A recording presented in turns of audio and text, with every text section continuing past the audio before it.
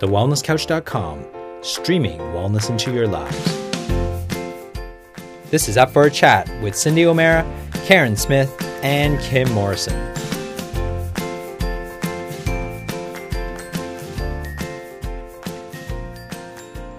Here we are, up for a chat about the hottest topics that are important to you, inspiring you to awaken the change within. I'm Kim Morrison. And I'm Cindy O'Meara.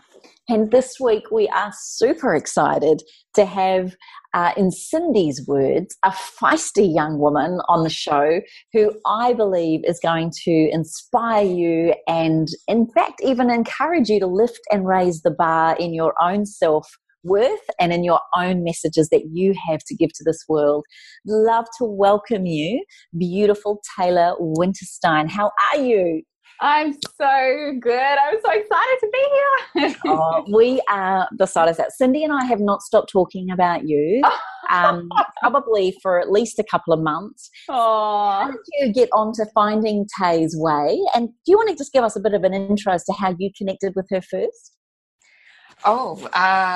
Somebody must have said to me, you got to watch this girl named Tay's Way on Instagram. And so I started watching you, I don't know how long ago it was, Taylor, and I watched you grow. I watched you give birth to your baby. Well, I didn't watch that, but I saw that baby come. And then you started to find your voice, I think, more than I ever saw any young woman find their voice. And I don't want to talk about how you found your voice until we go through your whole story, because the story behind why you are doing what you are doing right now, I think, is more important than what this topic, it's a hard one to do because there's just so much controversy about this topic. So let's start with your life with your husband and how you met him. Let's start there.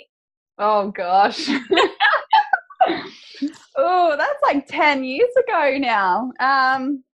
Okay, so I met my gorgeous, darling husband on Facebook. Oh, my gosh, it's so embarrassing to say, but I met him on Facebook. So he he added me on Facebook. He didn't even add me really. He inboxed me and sort of started up a conversation. And at first I was thinking, oh, who's this creep? Like, why is he calling me babe and this and that? And I was sort of a bit like not turned off, but just not really interested. And we started talking just as friends. I thought, oh, he's got a good sense of humor. He's actually really funny. He's Samoan as well. So my background is my mum's Australian. My dad is Samoan. So I'm half Pacific Islander, and my husband's Islander too. So we had that in common, and yeah, just a few other different things. And we ended up meeting up one night in a nightclub in a city, and it was just a drunken, messy night, as it is when you're fresh 18 and just getting out onto the club scene. But so we met him there, and at a club. It was an R&B club, I remember, and I just sort of fell for him straight away because, one, he could dance, and two, he loved R&B music. So I was like, yeah, this guy's awesome. Love him. He'll be on the dance floor with me all night. So we sort of kicked it off from there.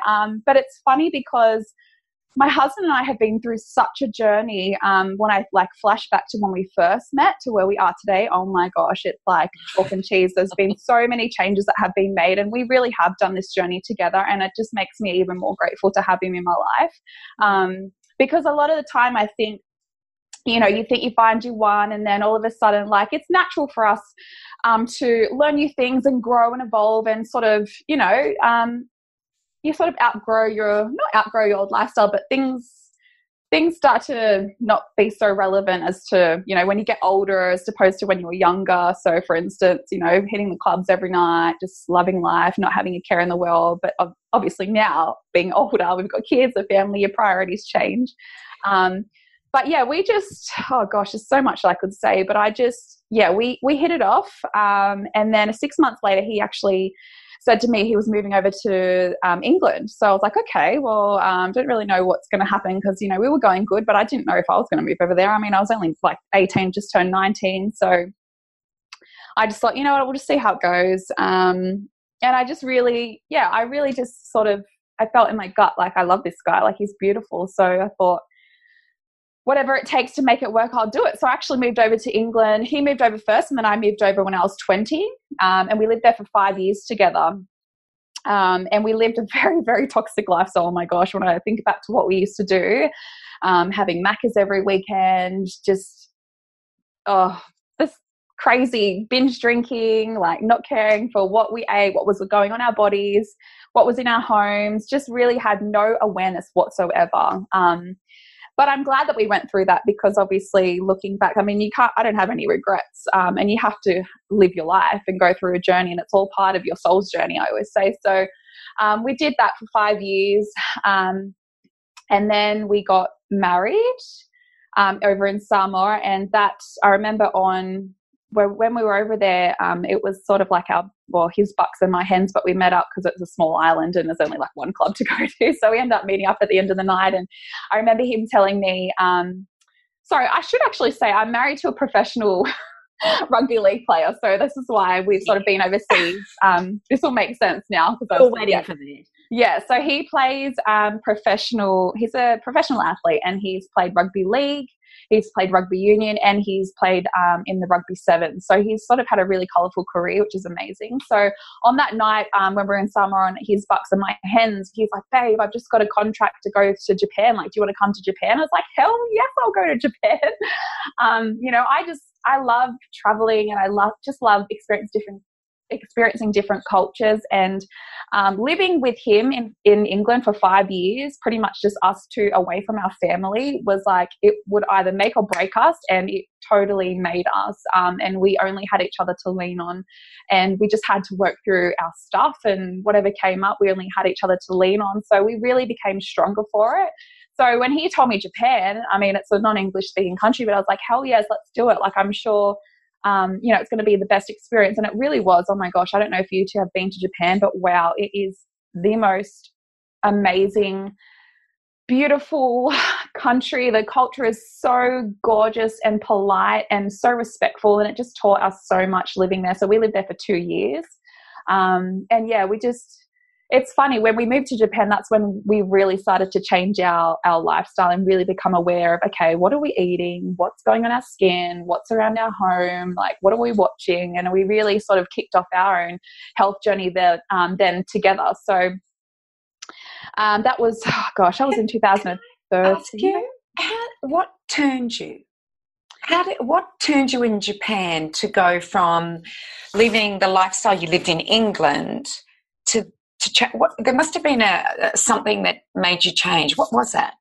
Yeah, so I was living, I've grown up my whole entire life with severe eczema and just digestive issues, never feeling great, always fatigued. My sister and I were actually diagnosed with a benign pituitary tumor, a tumor on the base of our pituitary gland, I'm pretty sure.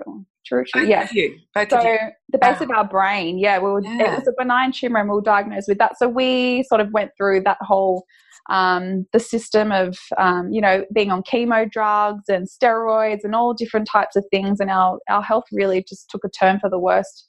Back when we were 18, this is when I just sort of first met my hubby. But yeah, from that, then there was obviously the side effects of that, and just not feeling amazing. And I remember I had an old friend that I connected with, and she sort of mentioned, it was like the very first health documentary I ever watched, and it was called Food Matters. And I watched Food Matters, that documentary, and all of a sudden I was like, wow, like I had no idea how I was feeling physically and mentally had like that much to do with what I was eating. And that kind of just sparked my curiosity, and I kind of just kept rolling with that. And I don't know, it was just something inside of me was like, you need to learn more about this. I just sort of felt like followed my intuition, and like once I started to watch Food Matters and I wanted to watch another documentary, I think the next one was like Hungry for Change. So I started watching that, and then one thing led to another. I just kept wanting to learn all this information, because it was like all of a sudden the pieces, like the puzzle, pieces of my like health puzzle was all coming together, and I could understand on a deeper level, like addressing the root cause, not just masking the symptoms with like the steroid creams I was using and the pharmaceutical drugs that I used to use to sort of cover up what I was dealing with at the time. And I was just so curious because I hadn't really ever heard of it before. I was really, really new to holistic health, never really knew what that was about. But as soon as I dived into it, I just wanted to learn more. When I moved to Japan, I couldn't speak Japanese, so I couldn't actually work. And my hubby was always training, playing or traveling with his team. So I thought, you know what, I've got all this time on my hands. I might as well use it to my advantage and do something that I actually want to do. And I literally just dived into my own self-education. So I was watching documentaries, I was joining seminars, I was reading books, I was looking up PubMed studies, all this crazy stuff that I would have never been interested in 5-10 years ago, but all of a sudden I just was really into it. So I just kept following it. I don't know, it was once you just get onto something and your gut is oh, keep reading into that, and then you find something else and it's oh wow, I had no idea, and then you sort of just dive into another area of holistic health, and it just doesn't stop. For me, it was like a snowball effect. I just kept going and going and going. And then, do you think, Taze, that being married to an international athlete, did you ever look at the correlation of his performances on field, or is he just a real, without being generalised, typical rugby union league player that could just go out and give it his all every time? Or did you notice there was changes as you changed and changed his ways? Did that have an influence on him at all?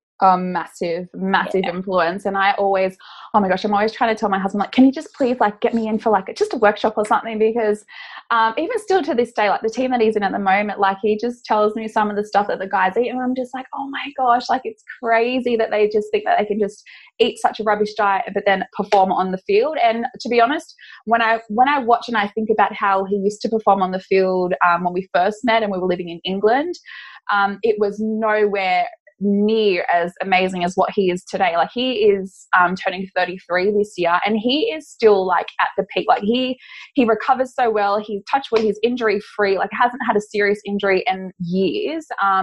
He's always just reaching the personal, I don't know what it's called in training, but he's also always reaching PBs, and he's in the top I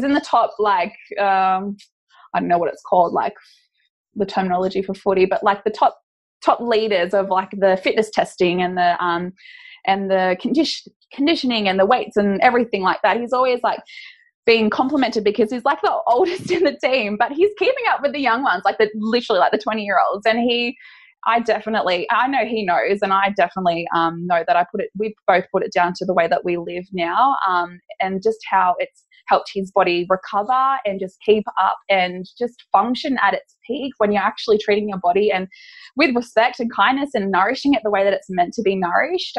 He definitely has performed amazingly over the last 5 years since we've first decided to change our lifestyle. And that's what actually I think, because he played rugby sevens for a year, and he was sort of in trials to go to the Olympics, and rugby sevens is not an easy sport. That is the most hardest training he's ever done in his career, and he was keeping up. He's a big guy. He's 6'4", I think. He's 110, maybe 110 kilos. But he was keeping up, and he was just, he's still, I feel it's still the best is yet to come for him because he's so fit. And I could not. And he's quite hot. I mean, let's just face that. And you know what? We've got the beautiful Karen has been able to join with us now. And what I'd love to ask, and maybe she might have some insights into this, but just on this note of him being an international athlete, Karen, you've seen it enough in your time and everything too around how athletes, the better they eat, the better their mindset. Can you just explain to us how that's affected you? Because I know Karen would be fascinated from that as well, as we are. Hi, Tay. How are you? Hello. How you going? I'm well. I'm sorry I was a little bit late to join the show today, but it's great to sit here and to listen to you and the passion that you're speaking with about your husband, and the love that you can hear in your voice is just amazing. So I love him. Yeah, I'm loving this. But I think that's a really great question, Kimmy, in terms of, as an athlete, obviously you've got to keep yourself fit, body, mind, and soul. And I'm a huge proponent for, the fact that what we think about is what we bring about in our world. And we're not just physical beings, we're emotional, mental and spiritual beings as well. So I'm really keen to hear the way that you guys and your partner manage your lives. Yeah, that's so true, because it's really interesting because of, I mean, I'm sure you guys have dived into this, but the gut-brain connection, how when you actually start to focus on your gut, how much it changes your behavior, your moods, your mindset, and it just really, I would say, like, clean gut, clean thoughts, or clean sort of mindset, because he, for sure, I mean, he's always such a positive person, but the way that he carries himself and how he responds to different things, because it's a cutthroat industry. Like, you have to perform every week, week in, week out, and make sure that you're keeping up. Otherwise, you're sort of not kicked off the team, but you don't get a look in, basically. So you're constantly like trying to prove yourself. And sometimes when, I remember last year he didn't get a lot of first grade games in, and it was sort of, it does take a toll mentally when you're at that level and you're scrutinized and the media is constantly sort of picking at you. It takes a lot to really keep that level head and just really remember what's important, I guess. And what we do all the time, like we're always, my husband and I are always talking, and he's all about what I'm about. Like, everything that I am about, he's about too, but he just doesn't speak on it as much at the moment. I'm sure he will in the future. But we're always doing like gratitude exercises and sort of, just reminding each other, like, sometimes we feel down, but just reminding each other of what's most important. And you know what? His career only lasts for so long. It's such a small percent of his life. What matters is what stays with you after, and the way that he carries himself off the field, especially his reputation around training, is just, I couldn't be prouder of him, honestly. The people, like, the stuff that he is said about him just makes me so proud, because he really is such a kind, considerate, genuine person, and he really does go above and beyond, not just for his team, but for his family and his friends, and definitely his kids and me, his wife. So tell me how he goes with all the controversy that's been happening in your life at the moment, which we will talk about. But is he getting flack at all from his fellow sports, or the people that are around him? No, he doesn't get flack from his team or his teammates, because you'll be surprised how many professional athletes do not, they choose differently, and they go against the status quo. But no, he has, I think it was last year or the year before, when I went on the Vaxxed Bus tour in the US, and that's when the media sort of really tried to come down a bit harder on us. And it wasn't so much the people he was amongst. It was more just, people online who really don't know the full story. And there was sort of, he did get targeted by specific people, and they were trying to target his sponsors and the club. But thankfully, the club stuck up for us and said, look, what you guys choose for your family is your business. What we do is, different. This is your job. This is footy. It's got nothing to do with what you guys choose for your kids. So you guys keep doing you, and we'll support you. And it was beautiful to see. Like, I really, felt safe and welcome. And Frank definitely, like, he always says, doesn't matter what happened, like, he'd happily give up his career to make sure that his family is safe and protected and number one always. But his club was really, really good about it. It was mostly just people trying to ring up and just stir trouble, which didn't go anywhere, because like they said, that's got, like, what you guys choose to do with your family's got nothing to do with what you're doing on the field. Well done. So let's talk about your babies. So I think, were you pregnant in 2015 for the first time? Yeah. 2015. Yep. So tell us how the births of your two babies, and one of them's young at the moment. How old is your youngest? Oh, my baby Hendrix is 9 months old. Oh, 9 months already. Yeah. So tell us about how those two babies and your birth processes change you. Yeah. Oh my gosh. I've been on such a a massive journey with those two, my beautiful babies, but just the birth experience really, because for my first back in 2015 with Ziggy, my oldest, I planned to have a home birth. So, you know, it was completely healthy, nothing wrong whatsoever during my pregnancy. I felt amazing, you know, just felt so, I was in such a good place, and I was totally set on, I'm having a home birth, feels so good, had everything set up for it. But the way that it sort of turned out was nothing like I sort of planned. But obviously, you know, the universe and God always has a bigger plan for you than you have for yourself. And I actually ended up transferring to hospital with Ziggy, and ended up birthing him by C-section. So I've gone from like planning to have a home birth to, you know, the highest intervention that you can have pretty much is a C-section. So that was a real big journey for me, if I'm honest, because I was really set on like, no, I'll have a home birth, I'm fine, like everything will be all good. And when I think back now, I said I surrendered, but I didn't really surrender to the entire process, because if I truly surrendered to it, I would have been like, surrendered, like even if it takes a turn where I have to transfer, I'll be fine. But in that moment, I was devastated, to be honest, because the hospital was the last place that I wanted to be. And to know that I had to end up going there for a C-section, it kind of threw me a little bit. But in saying that, I've got amazing family, and I had two amazing private midwives who really supported me through the process. And we spoke about everything. And, you know, I'm so grateful to have access to emergency care, because we definitely needed it. Definitely saved my baby's life. But yeah, so then going from that to then falling pregnant again with my second bub, I planned another home birth. So I was like, we can do this again. Like I wasn't scared about it. For me personally, I will always choose to have a home birth first and foremost above anything. If I'm low risk and I'm healthy and nothing's going on, I will always choose to have a home birth with my two private midwives.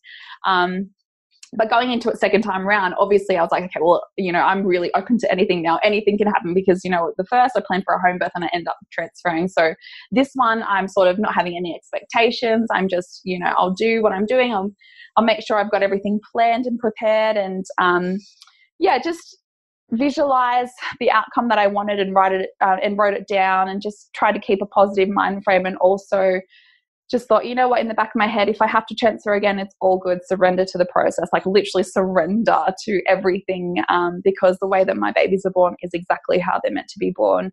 But thankfully, I ended up having a home birth with Hendrix, my second baby. So I had a VBAC at home. And oh gosh, it's going to make me cry when I talk about it. I just, it was so healing for me.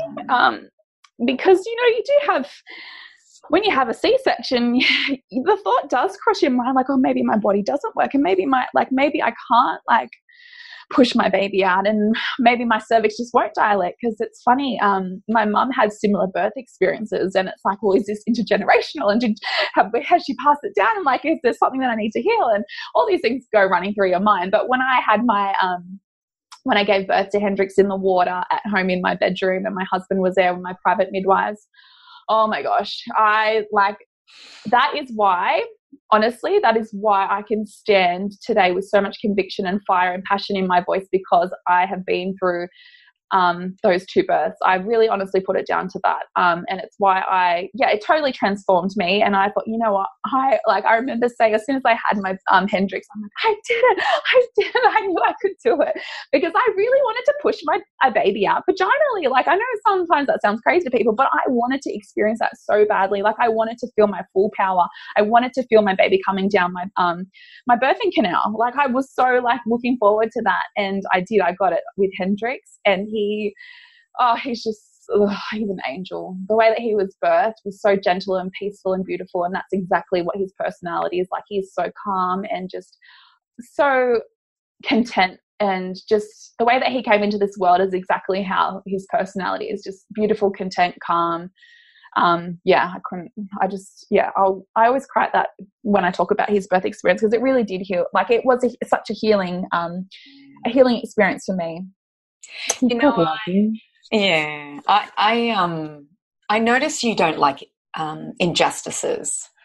you know, Yeah. following you and watching what you talk about. And if you see an injustice, you'll say something. And I saw that when little gorgeous Cindy and Chase and all of that happened.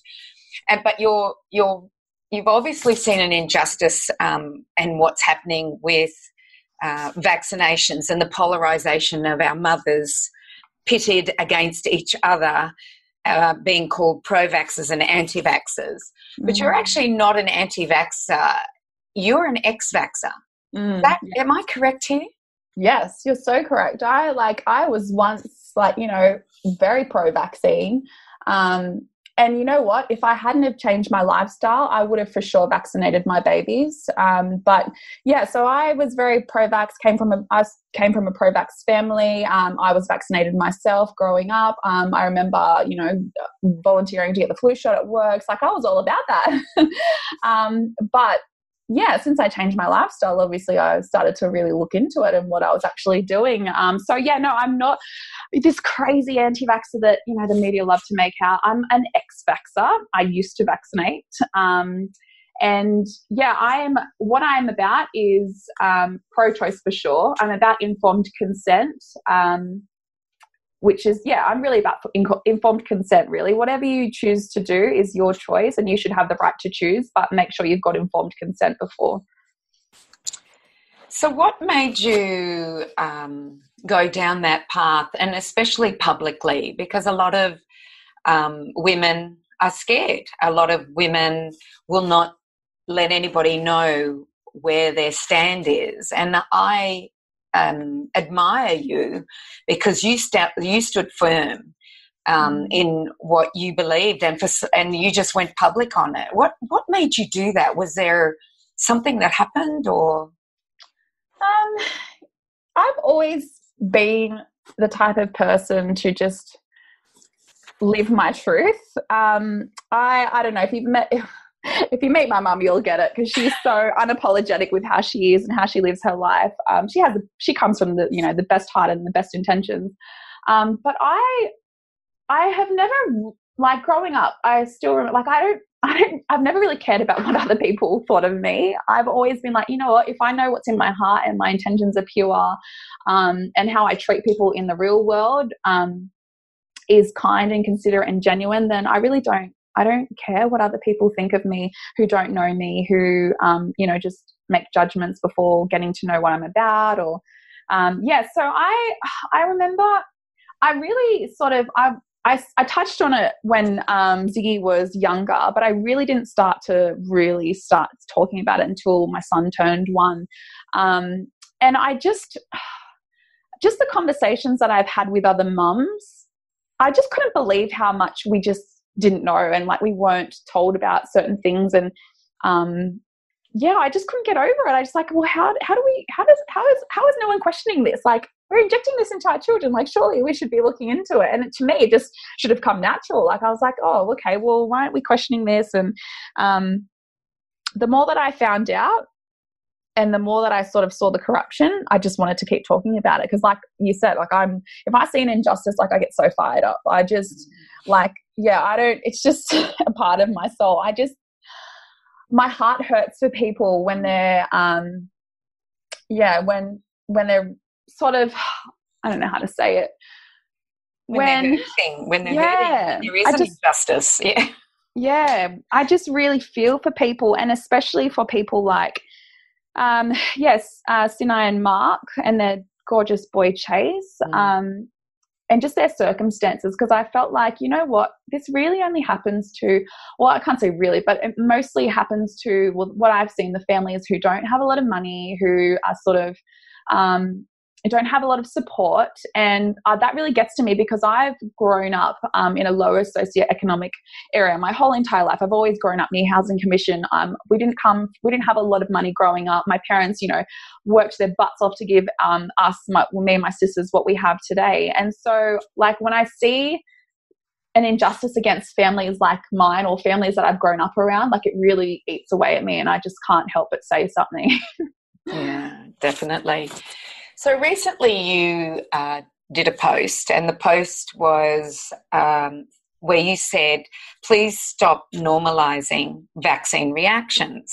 And you were especially asking people that had influence to please stop. I thought it was a fair request. We're normalizing something, a reaction or a side effect of the vaccine. I thought your post was beautiful. I think you did a brilliant job of it. Would you like to tell us what happened as a result of that happening?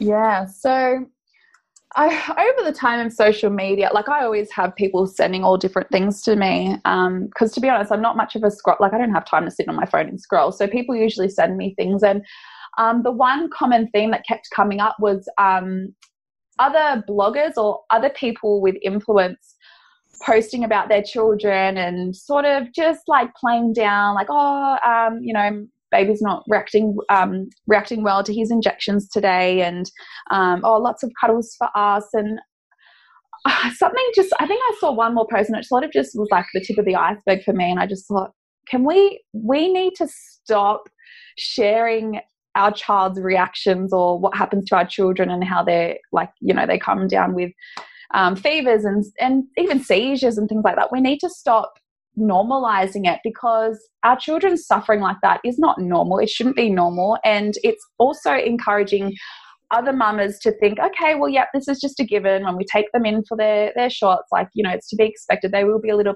bit unwell. And it's sort of, I said in my post, it's numbing our mama instincts to really clue onto, okay, my baby is not going well. We innately know our baby's best, right? And we know for sure if we've given our child something and then a couple of hours later or, half a day later, they've come down with something, we make the connection straight away. But when we take them in for their injections and then something happens, it's like we doubt ourselves or we just think, oh, this is normal, or I don't know, it's like we're so disconnected from that experience because we've been conditioned to think that everything's a coincidence and everything, that couldn't be linked to that, or maybe it was something else. But really, we know our babies best. And I sort of had enough. I just wanted to, as lovingly and, positively as I could, really ask mums to stop normalizing their child's vaccine reaction. Yeah, because they're not exactly normal, and we shouldn't be having those reactions because they weren't happening back in the 60s the way they're happening now. So what backlash did you get? Oh, so much. I got the worst trolling I've ever experienced in my time of really trying to raise awareness. I got absolutely smashed, but it was because it was mostly picked up by American pages and especially American sort of hate group pages, and they just absolutely hijacked my post so that they really tried to confuse my audience, muddy the waters, just make it an absolute it was a jungle, I said on my post. It was seriously like everyone was just going crazy. Not everyone, but the people who are against what I sort of advocate were just absolutely tearing me to shreds, to the point where, I had to get off social media because it's not healthy for me to be sitting on my phone all day trying to block and ban and, sift through the nasty comments. So I copped a lot of backlash, but it's funny. It didn't really catch the media's attention, and it didn't really, from what I saw, I don't know, maybe the other bloggers saw it, but I didn't get anyone reaching out to me saying, hey, you know what, actually, thanks for that. But thanks for bringing that to my attention. I see what you're saying, sort of thing. I don't know if it was ignored, or I don't know what happened behind the scenes, but I definitely got trolled really severely. So it was pretty full on.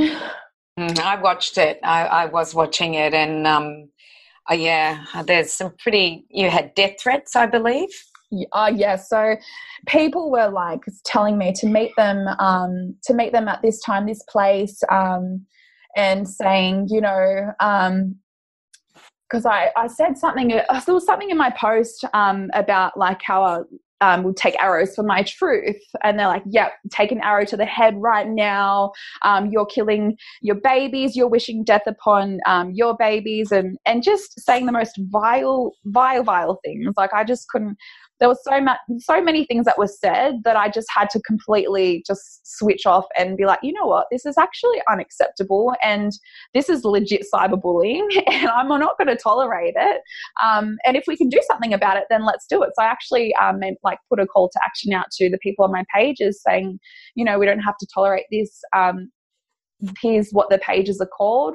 Jump on and report them, because they are absolutely hijacking my pages and harassing not only me, but the people that were commenting on my comment thread, who were sharing their stories of their unvaxxed healthy children, and this is my story, and even like vaccine injuries, and this is my story. They were just jumping on and attacking everybody. And I have always tried my very best to keep my online pages a safe space for parents to come to. Whether you believe in vaccines or you don't, I want an environment and an online platform where we can have a safe, respectful conversation. And it was just turning disgusting. It was just turning nasty. So can I ask you also on that note, Taze, there was another post that you had. You've got a beautiful tour coming up, and I'd love you to tell us what that's about, called Making Informed Choices Workshop. Yeah. But I noticed when you put that out there was even backlash within your community about the price of these workshops. So I would love you to share with the listeners that don't know this, your beliefs around money, valuing something, and also you've got a strong voice around the exchange of money as a force, if you like. I'd really love you to explain that story as well, so that we can all get a grasp on it, because so many people have an issue around money and the cost of things or the investment of things.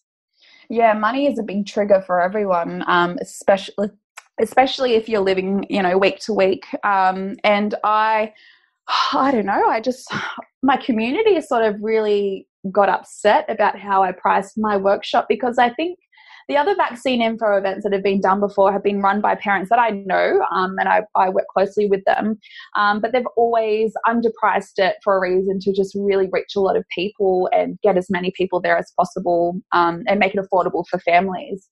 So when I priced my workshop the way that I priced it, and it is a big jump, it's $200 to go for my workshop, a 4-hour workshop, and you get food and drink, you get an info pack, you get so much in there. There's so much that I haven't shared on my social media platforms that's going to be included in the day. But yeah, they really, really got upset with me. And I think what it was is they got upset and disappointed, because I've always been about including everybody and sort of fostering that environment where, there's no discrimination and everyone is welcome to the table, as long as you're respectful. And for a lot of parents, especially if you are going down this journey and you choose not to vaccinate, we have a lot more sort of up against us financially, in terms of we don't get the rebates from the government, and we usually choose to feed our children healthier food, so like organic produce and low tox products around our homes. And because we can't send our kids to daycare and preschool, then we have to pay for other activities. And it's like, yeah, so I had a few comments that were like, are you oblivious to the financial hardship that us families are put under? Like, how dare you price your workshop at that price? It's outrageously overpriced, and this and that. And I felt like I had to go and justify why I priced it at that price. And I shouldn't need to. I feel like I shouldn't need to justify myself, number one. But number two, it really comes down to fear around money. Like, so many of us have money stories that, we're in such a scarcity mindset, and there's not enough, and money is the root of all evil, because, the pharmaceutical industry especially are absolutely like filthy rich, and the way that they're using their money is, not in everyone's best interest, and the way that they circulate it can be very toxic. But for me, I see money as a resource for us to really make big, effective change in this world. And we really can't move to the next step without people investing, without the resources. And also, what I do, the way that I run my business and my pages, I do it by myself. So I don't have any PAs to help me. I am running all these pages. I'm doing these workshops. I'm doing all the admin. I'm raising my babies. I'm at home I'm trying to be, a present wife with my husband. And so how I sort of justified it in my mind is, number one, my time and energy that is poured into this movement day in, day out, like blood, sweat and tears that go into it, is totally, I don't know what the word is, like justifiable as to why I priced my workshop at that price. But not only that, what they're given during the day, for me, like I've had so many money blocks in the past that I've worked through. And if someone else comes forward and I truly wholeheartedly believe in what they're doing, and that's the work and that's the price that they put up, and they wholeheartedly see that that's what they're worthy of, I will for sure go and invest in that person, in that product, because I want them to keep making bigger changes and make a bigger impact. And I'm all about supporting people. It doesn't matter how much it costs at the end of the day. For me now, like the way that I see it, money is energy, and if we're going to make energetic exchanges, we need money to move forward and make a bigger impact in this world. And my community couldn't see it like that, because I guess money for a lot of families is hard to come by, especially if we mums have to stay at home while the dad goes out to work, because we've got to mind our kids because we can't get them in childcare and daycare. And yeah, so it kind of triggered a lot of people. But for me, I wholeheartedly believe that is what my time and energy is worth. But not only that, what's going to happen during the day is 100% worth $200. And where I'm also putting that money back into. So it's not just like, I priced my workshop at this price and I'm, happy days. I'm getting paid and I'm going to go on a holiday. No, I'm actually circulating that money in ways that will actually benefit this community in such bigger, more effective and powerful ways that a lot of people can't see that, because obviously I haven't explained it. But the way that I'm going to circulate this money is just going to create an even bigger impact and make way more noise than what we're currently doing at the moment. So I wanted to do something different. I wanted to, not only that, but I'm calling in specific sort of people to invest into these workshops, because I want leaders. Like, I don't want another person to just sit there and take in the information and then be too scared to say anything about it. I want people to come there, feel the energy and the fire and the passion, and leave that workshop wanting to speak out and really wanting to start that conversation amongst their family and friends, and not being afraid to do that anymore, because there's so many of us, we call the silent majority for a reason. There's so many of us living in fear and hiding and not telling people that we don't vaccinate because of the judgment and the opinions. And I'm all about finding more leaders now. If we're to step up and really make change for our future and for our babies' future and their babies' future, we really need to have more leaders and really be a strong voice for this movement. Tay, I think what you're talking about there, and I'm with you 100%, like I'm really big on charging for my own events in terms of the kind of people that I want to have at those events and what sort of investment that's going to be in their own health and well-being or their own futures, and what they're going to get from it to enhance their experience of life.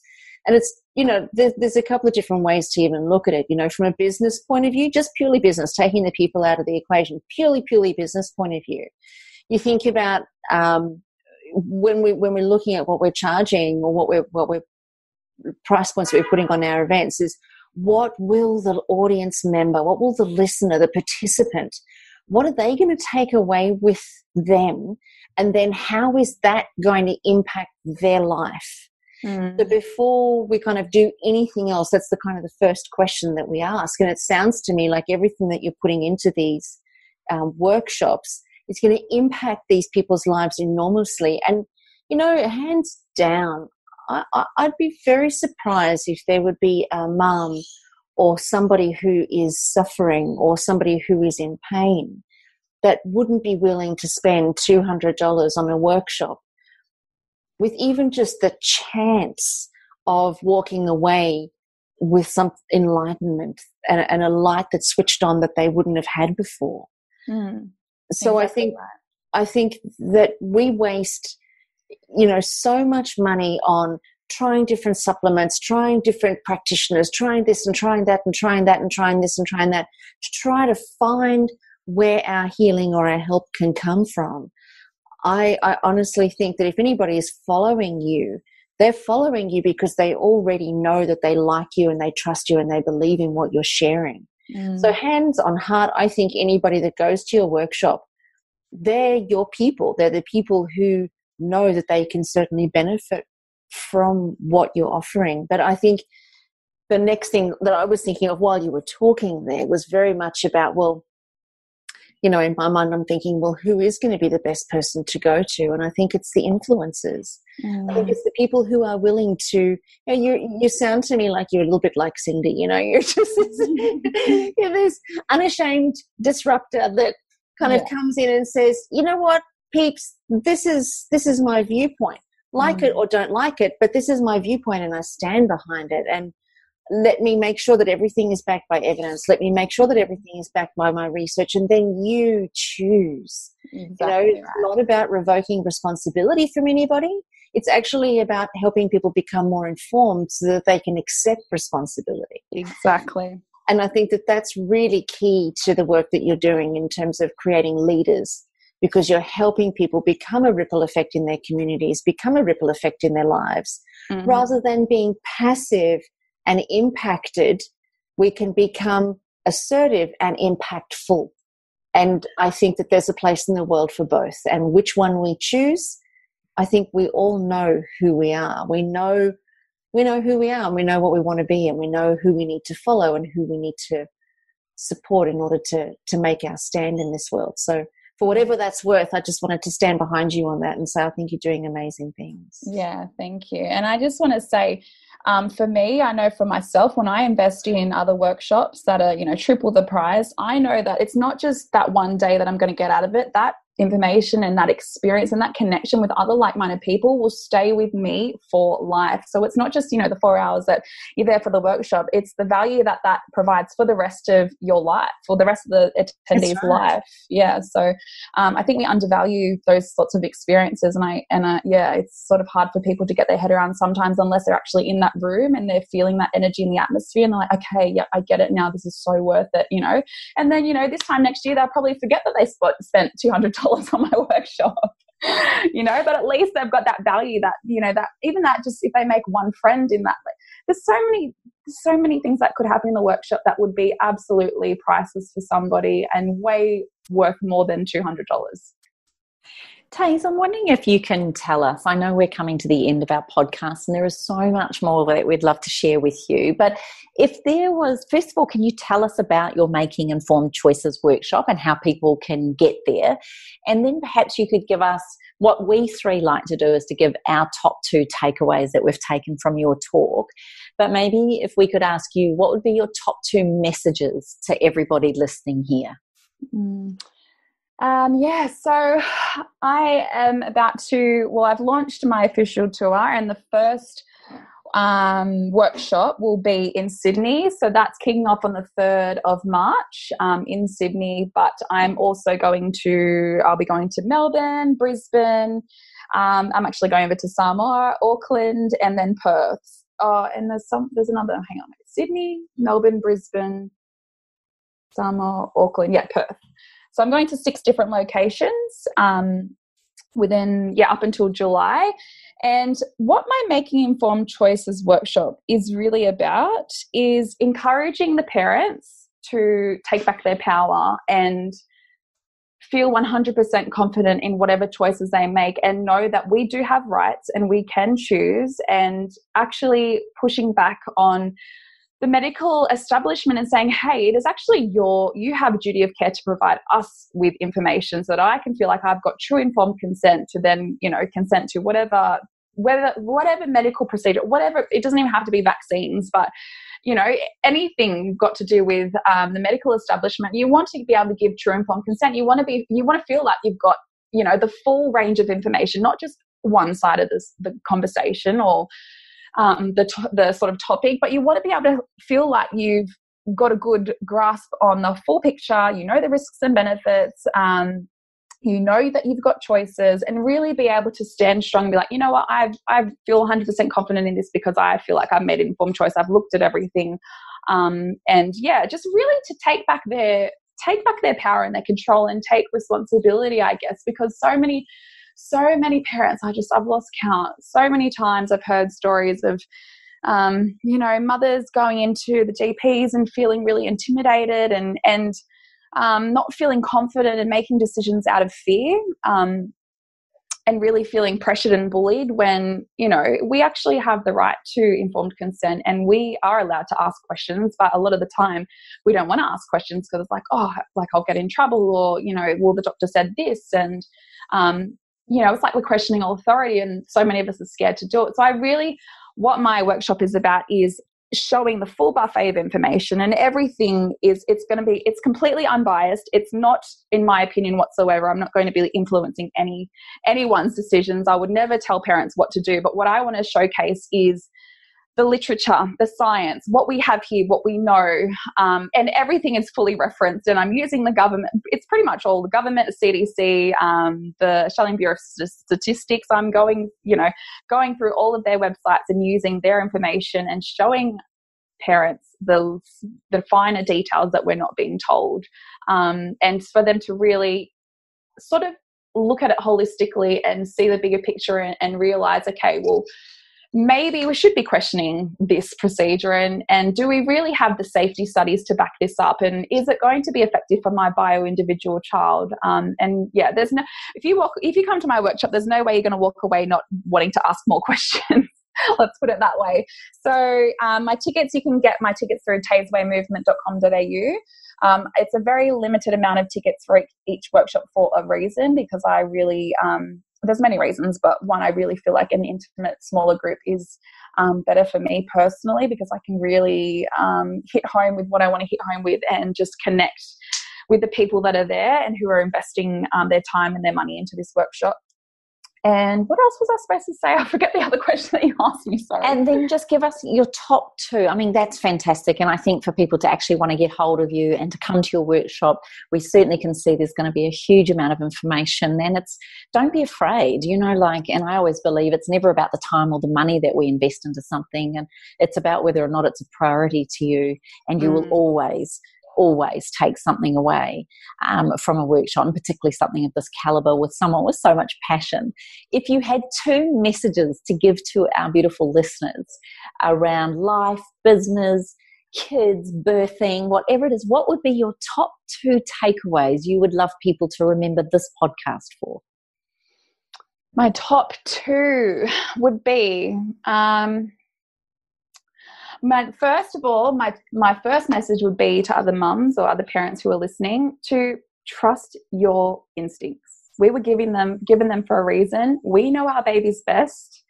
We live for their every breath, every move, every tear. We know our babies inside and out. So trust.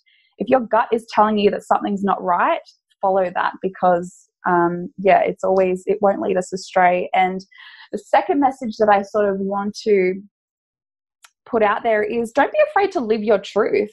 Don't be afraid to really step into your power and say, hey, you know what, this is what I believe in. This is my story.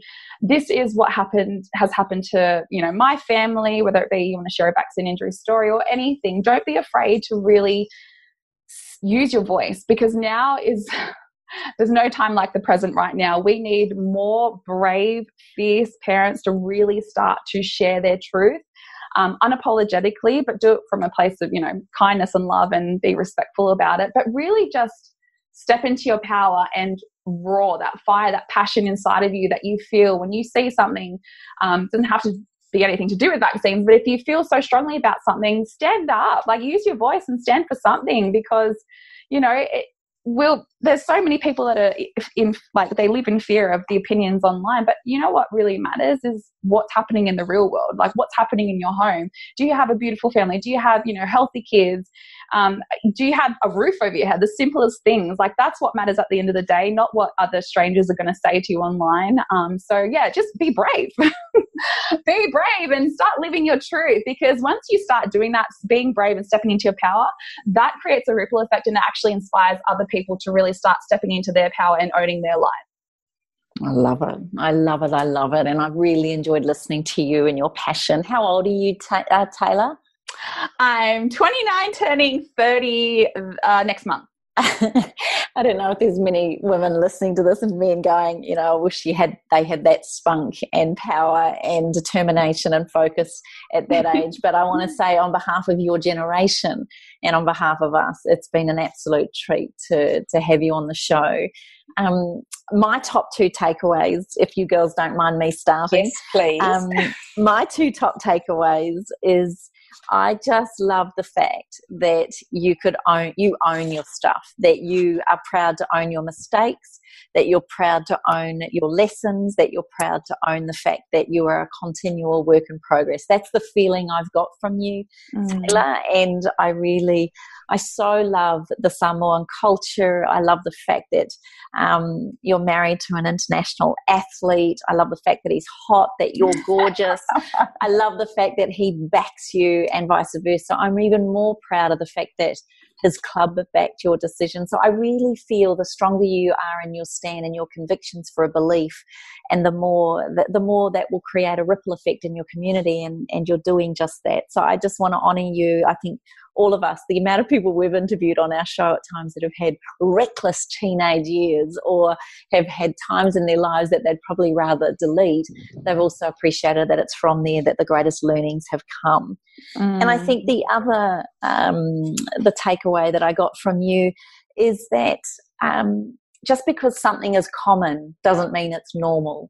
The things around reactions to vaccines, or maybe foods, or maybe even things like the pituitary benign cancer that you were told, just because it's common and there's lots of it, doesn't mean to say it's normal, and to really trust that innate knowing and intelligence to really to push the boundaries. So I want to thank you for those 2 takeaways for me. Oh my gosh, thank you, honestly.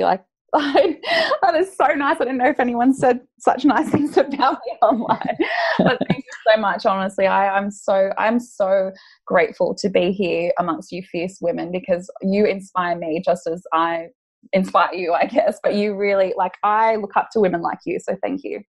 All right, my 2 top takeaways is that people can change, and I think that it's wrong to look at someone and look at their past and say, oh, look, this is what this person did then, and not realise how they've grown, what they've learnt, and where they stand today. And we all do it. We're changing all the time. We're learning, and as we educate ourselves, and that's what you did, Taylor, is you educated yourself and you became more knowledgeable. And as you knew more, you did better. And as Oprah Winfrey says, as we know better, we do better. And that's exactly what you did. So I think it's that people need to consider that and realise that, we all had pasts that maybe we partied, or we ate the wrong food, or we drank the wrong thing, or we smoked the wrong thing. Or sleep with a whole lot of people. Oh, no, I didn't say that. Or whatever it is. But as we know better, we can do better. And I feel that that's you. And the other thing is that when a woman has a passion and feels an injustice, she is all powerful.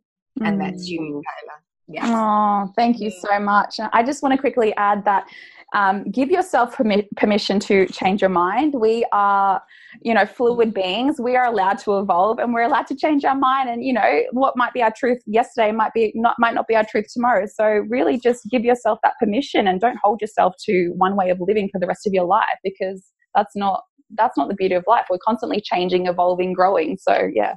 Thank you so much. Honestly, I'm loving this. Can I come back? Well, you still got mine today. I was going to say, wait till you hear Kaz. So I'm down the rabbit hole a little bit. I'm thinking, I'm looking at a quote here that we've put up onto the Spirit Hive Facebook page today. And it says, if you don't like something, change it. If you can't change it, change your attitude, by Maya Angelou.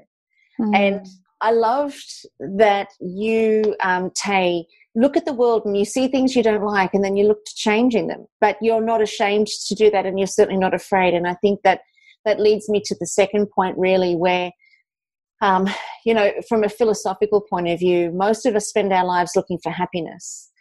And happiness is usually quite fleeting. It comes in moments, and it comes in experiences, and it comes in people and things that we do. But happiness doesn't tend to be something that has longevity and sustainability to it.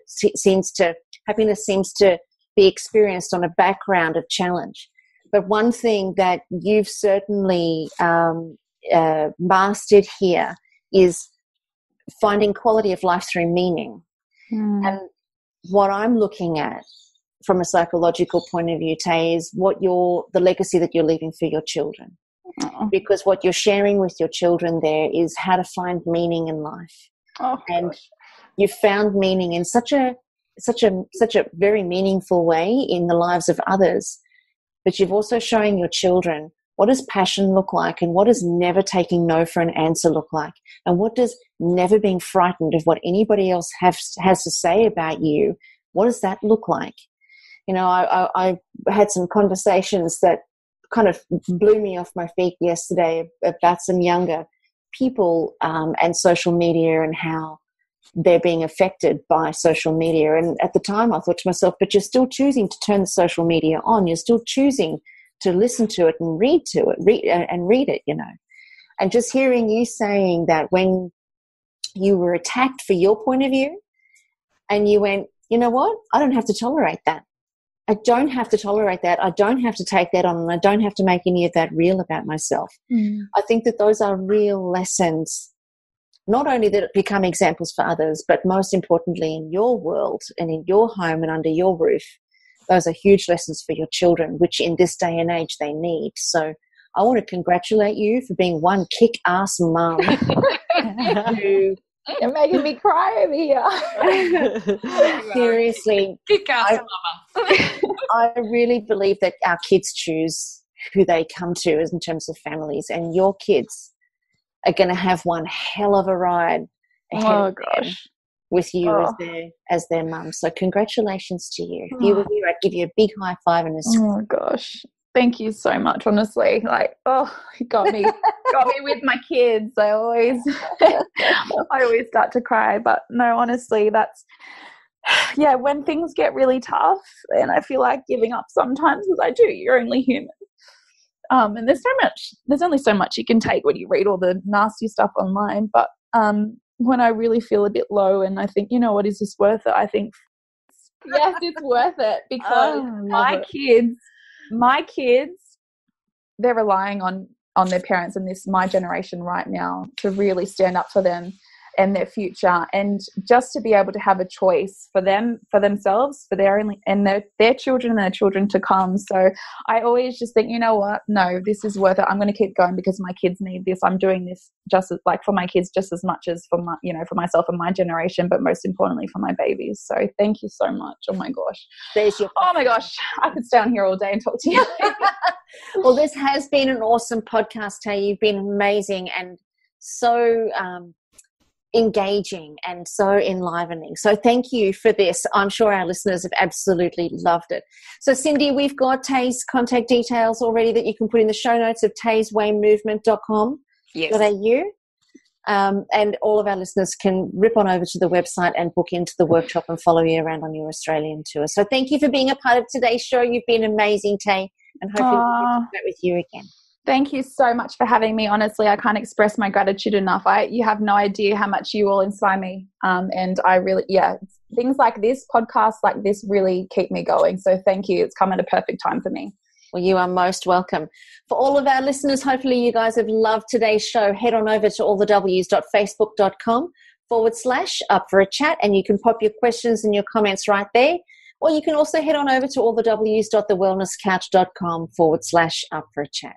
But whatever you do, either way, make sure that you tune in next time right here on Up for a Chat, where you get to become part of the ripple effect that's changing the world. Seriously, we're going to see you on the ride. Bye for now, everyone.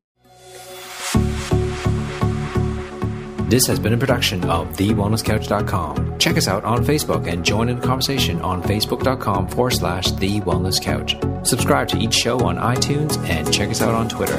The Wellness Couch, streaming wellness into your lives. Whilst the Wellness Couch presenter endeavor to provide accurate and helpful information to their listeners, these podcasts cannot take into account individual circumstances and are not intended to be a substitute for health and medical advice from a qualified health professional. You should always seek the advice of a qualified health professional before acting on any of the information provided by any of the Wellness Couch podcasts.